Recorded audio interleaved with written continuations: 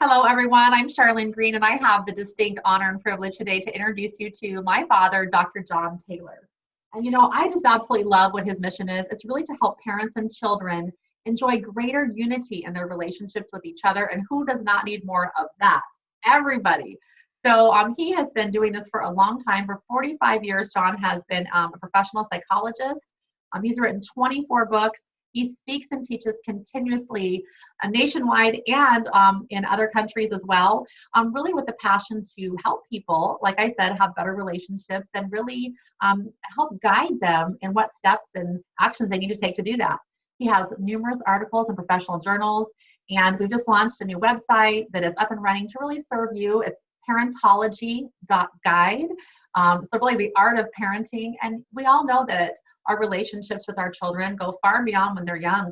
Really, they really blossom into adulthood, and the time to show up for your kids always is today. So we're excited to empower you. So please welcome me as I turn it over today to Dr. John Taylor. Thank you so much, Charlene, and welcome. Good to have you here today.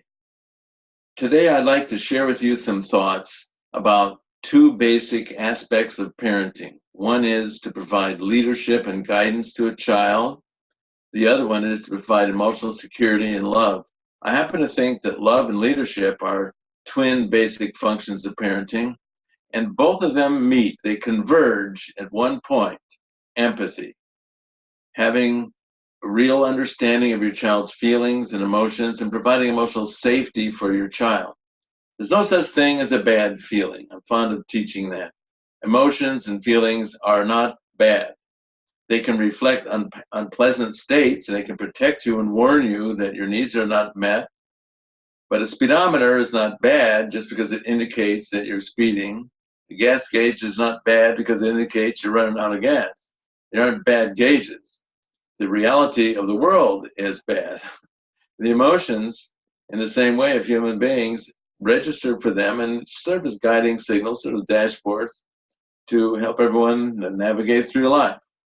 Showing empathy for your child's emotions opens the pathway for a child to feel loved by you and validated. It also opens a pathway for guidance and leadership and child discipline. Practically, the first thing you want to say when a child is misbehaved is to empathize with the child's need the child was trying to meet when she misbehaved. All misbehavior of children reflects some sort of unmet need. That's a whole other topic, another one of my webinars where you learn the 5 needs under all misbehavior. But today I wanted to focus on the centrality of showing empathy for your child's feelings and providing emotional safety in that way.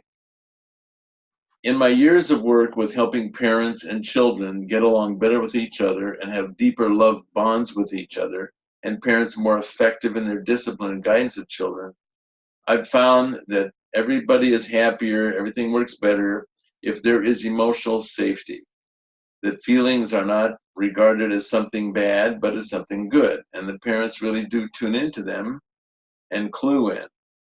My experience has taught me that I would say there are 6 different components or aspects of really good empathy that builds love bonds and creates emotional safety. Not only between parents and children, but between any human beings for that matter. And those 6, I could not find an acronym word to spell out the first letters of those 6. So I invented an acronym sentence. Love undoes all ills children have. Now, if you take the first letter of each of those words, that is the first letter of one of the 6 components of empathy. So I'd just like to share with you today, break down empathy into those 6 easy ways to remember. If you want to grab a pen somewhere and just write down that sentence, and then you'll automatically remember the 6 components. The L stands for really listening to your child when your child tells you, "Mommy, something happened to me at school today," or whatever the feeling is. And that means tune in with 2 big ears and 1 tiny mouth. Be like Minnie or Mickey Mouse. And it also means you have to be ready to tune in and listen.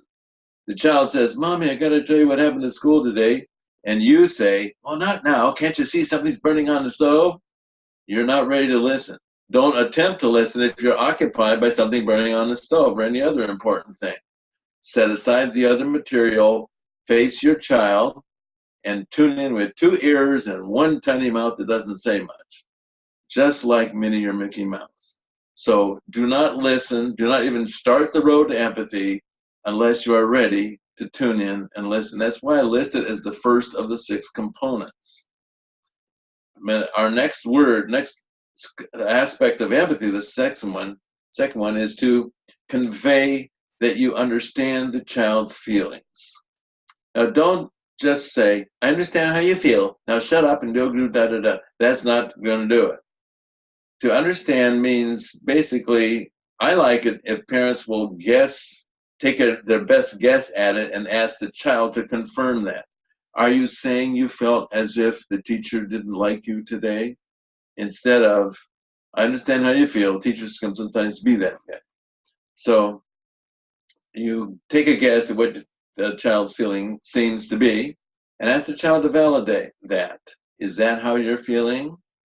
If you miss the mark there, you're not accurate, the child will tell you. No, what I really meant is da da da. How I really feel is da da da da. And you say, oh, you feel as if da da da da. Yes, that's how I feel. So I like it if you'll just validate that. You just go ahead and assess it and take your guess at what you think the feeling is and ask whether that's correct. That when you do that, it also impresses the child that you are really tuning in and you really want to know. To feel understood feels very good. It feels good to be understood. I mean, both of those rhyme. You can use them as mottos someday, but use them for your own guidance as well. Once you understand the feeling, that places you in a different position, a more helpful position. You're not going to be able to help them if you're groping around trying to understand what the feeling is. You better understand it. So nail it down, convey that you understand the feeling. Conveying you understand it does not mean anything that you endorse it or don't endorse it, which brings us to our next component of empathy, the A word, acceptance of the feeling. I think parents have a difficult time with this aspect of empathy when it's simply instructed to them. You read about it in books and so forth. Accept your child's feelings.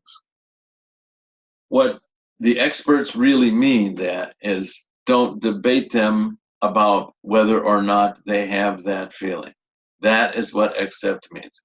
I like to teach it that you are something like a notary public.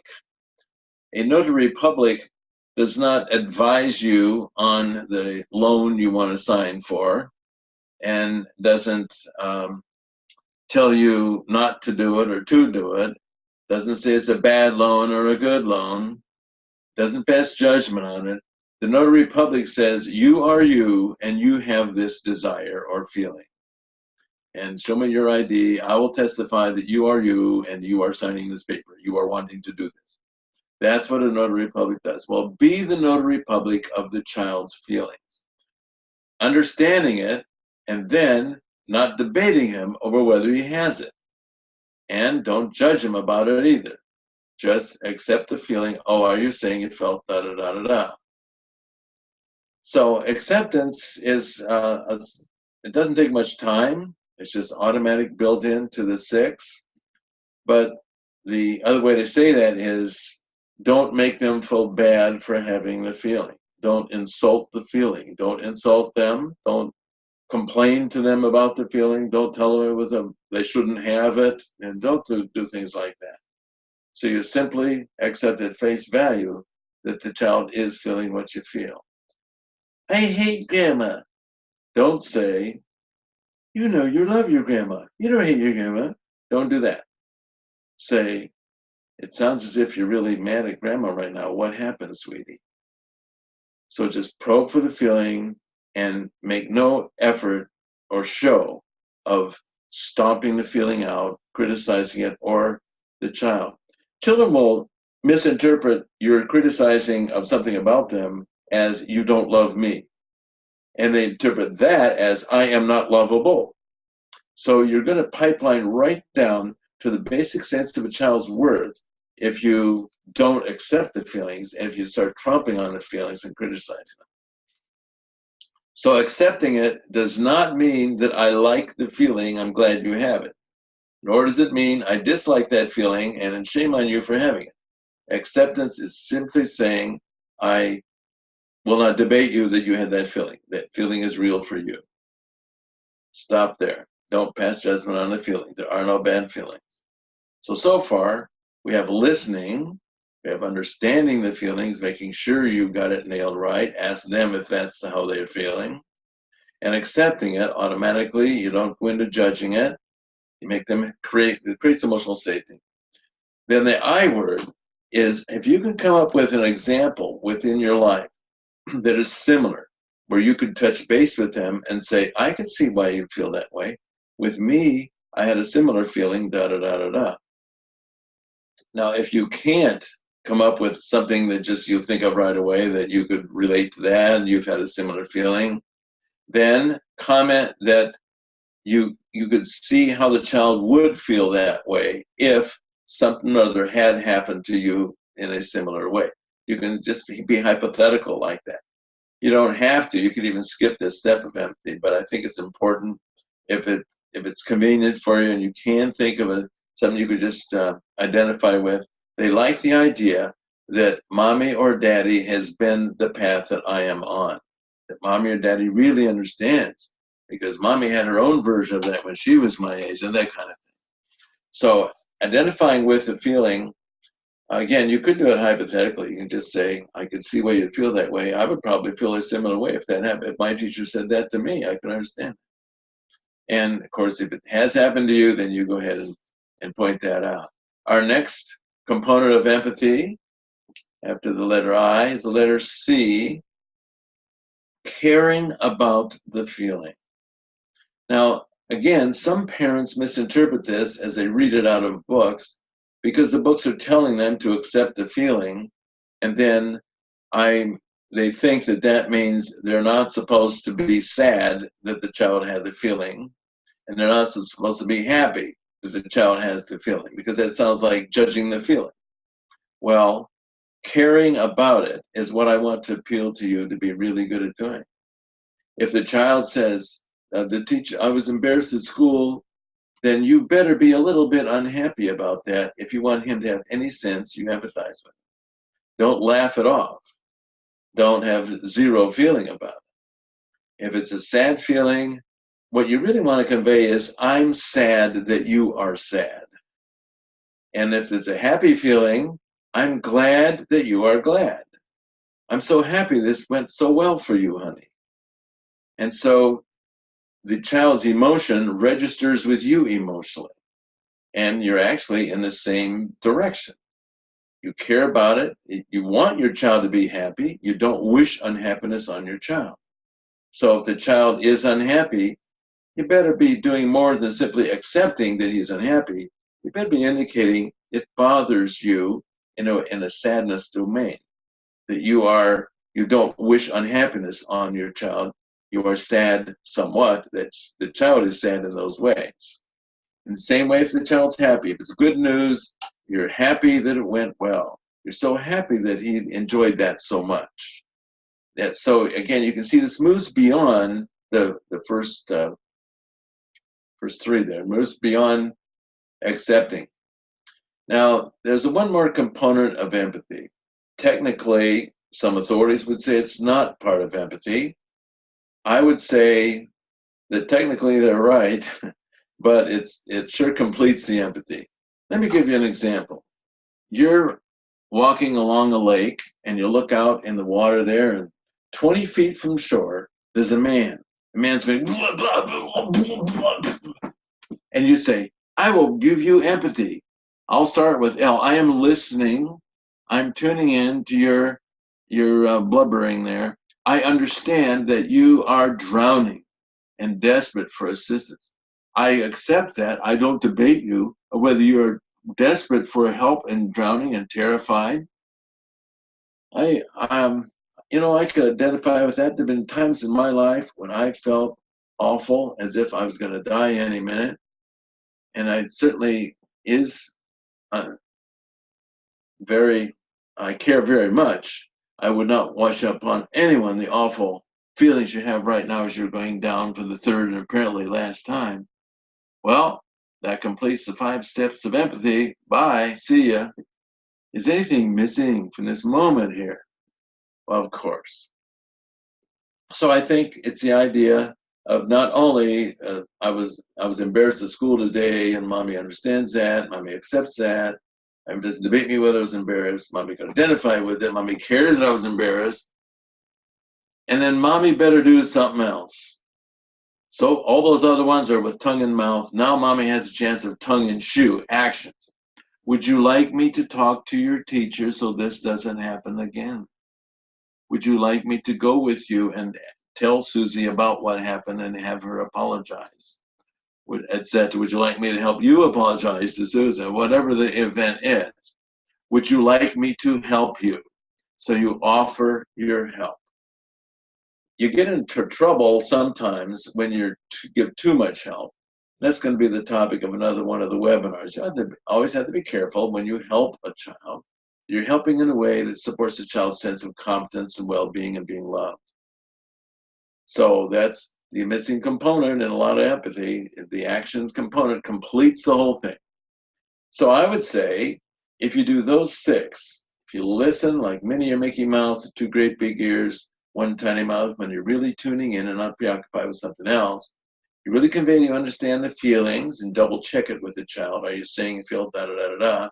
You don't pass judgment on it so the child feels emotional safety. You don't debate her whether she feels that way. Come up with some point of common ground in which you could identify with that and show that you care about it. If it's unhappy, you're unhappy, the child is unhappy, you're happy, the child's happy. And come across with real action statement that indicates your willingness to make it better if it's unhappy, or continue the happiness next time if it's good news. I think you're doing a good job. May I suggest that you have one of these empathy conversations with your child or teenager? Don't bring out your notes. So try to build in all 6 components, and don't tell the child that you're doing this. Don't tell the child you're experimenting with psychology or something. Just sit down with your child and have a heart-to-heart talk about some emotion or motive or moment that the child brings up that has emotional concomitant to it.